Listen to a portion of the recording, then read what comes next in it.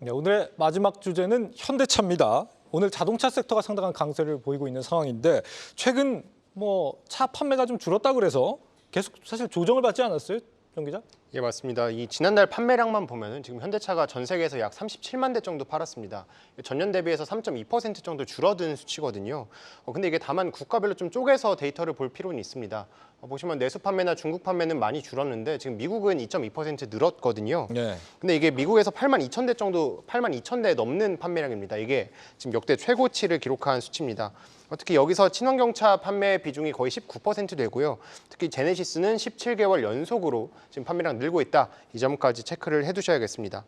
또 한 가지가 지금 판매량은 지금 이렇게 줄어들고 있는데 네. 최근 이 신용평가사들에서 현대차의 신용 등급 높여잡고 있다. 이 부분도 지금 고무적인 부분 중에 하나입니다. 아무래도 자금 유동성, 이익 창출력 등을 기준으로 해서 이렇게 밝히고 있는데요.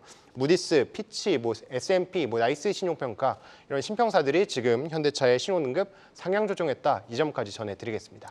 네, 우리 현대차 상황 관련해서 오늘 좀 따끈따끈한 리포트가 하나 나왔는데 오늘 애널리스트 한번 전화로 연결해 보겠습니다. 유진투자증권 이재일 연구원 전화로 연결돼 있습니다. 연구원님 안녕하십니까? 네, 안녕하세요. 네, 먼저 우리 자동차 업계에 지금 그 작년부터 우려했던 피크아웃이 확인이 되고 있다라고 봐야 되는지 어떻게 보고 계십니까? 1분기 때 판매가 소폭 감소를 했기 때문에 이게 피크아웃이 아니냐 이렇게 생각을 하실 수도 있을 것 같기는 한데요. 근데 연초 좀 일시적인 요인들이 있었습니다. 현대차 같은 경우에 아산 공장에서 전기차 라인 전환 공사가 있었기 때문에 한 달 넘게 가동이 중단된 영향이 있었고요.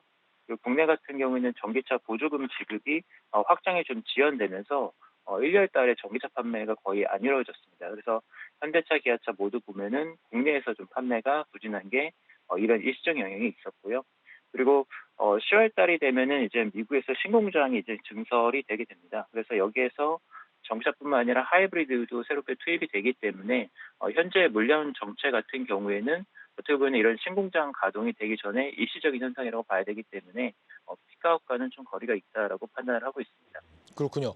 미국에서의 신차 판매는 그래도 내수보다는 조금 나았다 이렇게 얘기가 나오는데 분석하신 데이터를 보면은 도요타는 22%, 혼다는 11% 전년비 판매가 늘어난 반면에 현대차는 2%, 기아는 마이너스 2.6%거든요. 왜 이렇다고 보십니까? 이 부분은? 앞서 말씀드린 것처럼 현대기아차가 작년에 사상 최대 미국 판매 실적을 이미 거둔 상태에서 추가적인 캐파 증설이 없었기 때문에 여기에서 단기적으로 물량이 더 늘기는 쉽지 않은 상황입니다.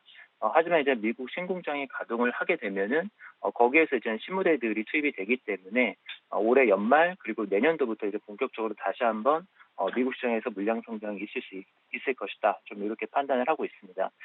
일본 메이커들이 약진을 하고 있는 원인을 보면은 작년에 일본이 제로 코로나 정책을 좀 뒤늦게 철회를 하면서 1분기 때 기저효과가 좀 있었습니다. 그래서 기저효과로 인해서 판매 증가폭이 크게 보이는 효과도 있고요. 그리고 전기차가 최근에 정체인 반면에 하이브리드 차량들이 인기가 굉장히 높아지고 있기 때문에 토요타 혼다가 또 하이브리드 차종들이 많다 보니까 여기서도 플러스 효과가 나타나고 있는 걸로 보입니다. 네. 지금 현대차 1분기 실적 좋다는 기대감이 많이 나오던데 어떻게 좀 예상하시는지 궁금하고요. 올해 연간으로 볼 때 실적에 좀 변수가 될 만한 건 뭐가 있을지도 짚어주십시오. 현재 1분기 판매 볼륨을 봤었을 때, 전년비 이전 도매 판매가 감소를 했기 때문에, 1분기 시세가 과연 잘 나갈까, 이런 의구심들이 있을 수 있다고 봅니다. 하지만 원달러 환율 조건이 지금 예상보다 굉장히 높은 수준에서 유지가 되고 있고요. 1분기 현대차 미국 시장 도매 판매를 보게 되면은, 전년비 8% 증가를 했습니다. 지금, 환율하고 이런 점들을 감안했었을 때, 내수보다도 오히려 더 중요한 시장이 미국이기 때문에 미국 시장 도매 판매 큰 폭으로 증가한 점 상당히 또 고무적으로 보이기 때문에 여러 가지 종합적으로 봤었을 때 1분기 실적은 좀 긍정적으로 이렇게 판단을 하고 있습니다. 연간으로 봤을 때는 올해 정치 이벤트가 굉장히 많고 또 환경 규제 같은 경우에도 변화의 조짐이 보이고 있기 때문에 미국하고 유럽 쪽 환경 규제가 좀 앞으로 변화가 어떤 식으로 나타날지 그리고 금리 인상 시점도 최근 들어서 약간 늦춰지는 모습이 나타나고 있는데 이런 금리 인하 시점, 이런 금리 인하 시점이 언제가 될지 이런 매크로 변수들도 중요하게 봐야 될 변수일 것 같습니다. 그리고 현대기아차 단독으로는 미국 연말 실무장 가동 시점이 과연 언제가 될지, 이 투입 모델이 전기차 단독일지 아니면 하이브리드를 섞을지 뭐 이런 것들도 굉장히 중요한 관전 포인트가 될 것 같습니다. 네, 여기까지 듣겠습니다. 연구원님 오늘 말씀 감사합니다. 네, 유진투자증권의 이재일 연구원이었습니다.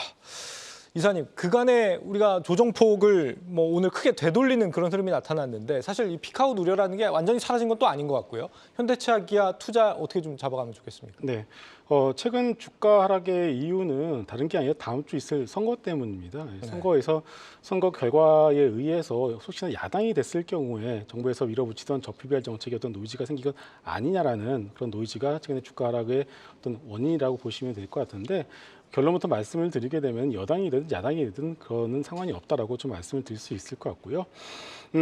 글로벌 완성차 업체들의 주가 흐름 상당히 좋습니다. 최근 들어서 현대차만 떨어지고 있고 포드나 GM, 그의 BMW 같은 주가 흐름은 상당히 좋고 또 하나 테슬라의 어떤 주가 흐름은 상당히 안 좋죠. 이게 뭐냐면은 전기차만 만드는 회사들의 주가 흐름은 상당히 안 좋지만 그 외 하이브리드나 내연 기관차를 만드는 완성차들의 주가 흐름은 상당히 좋다라는 것을 보여주고 있습니다. 이게 뭐냐면은 기존의 전기차 만드는 회사들은 캐즘 구간에 들어갔다는 뜻입니다. 여기서 이제 죽을 회사들은 이제 죽어가 나가는 과정이 있고요. 그 빈자리, 그 틈새를 갖다가 잠시나마 완성차 업체들이 차지하고 올라가는 그 현상이 아마 올해 내내 이어질 가능성이 높다라고 좀 생각하고 있습니다.